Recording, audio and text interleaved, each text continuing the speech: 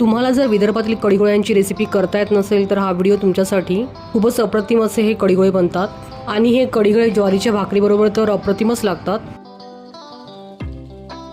या ठिकाणी मी गोळे करण्याकरिता 1 वाटी तुरीची डाळ 2 ते 3 पाण्याने स्वच्छ धुवून त्यात डाळ भिजली इतपत पाणी घालून 5 ते 6 तास डाळ भिजवून घेतली आहे। आता या भिजलेल्या डाळीमध्ये 2 मिरच्या सोबतच 8 ते 9 कढीपत्त्याची पाने, 5 ते 6 लसूण पाकळ्या, 1 इंच आलं, 1 लहान चमचा जिरे, थोडीशी बारीक चिरलेली कोथिंबीर घालायची आहे। त्याचबरोबर 1 लहान चमचा लाल मिरची पावडर घालायची, चवीपुरतं यामध्ये मीठ घालायचं, अर्धा लहान चमचा हळद घालायची आहे। आता हे सर्व जाडसर असं मिश्रणमधनं बारीक करून घ्यायचं आहे। हे पहा, अशा पद्धतीचं जाडसर असं वाटण करून घ्यायचं आहे। आता कढीला फोडणी द्यायची आहे। त्यासाठी मी इथे 1 लिटर ताक घेतलं आहे, त्यात मी 2 चमचे बेसन ॲड केलं आहे, सोबतच 1 लहान चमचा हळद व चवीपुरतं मीठ घालून हे सर्व विस्करणे फेटून घ्यायचं आहे।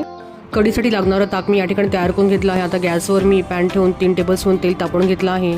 आता यामध्ये मोहरी व जिरे घालूया। हे दोन्ही चांगले फुटल्यावर यामध्ये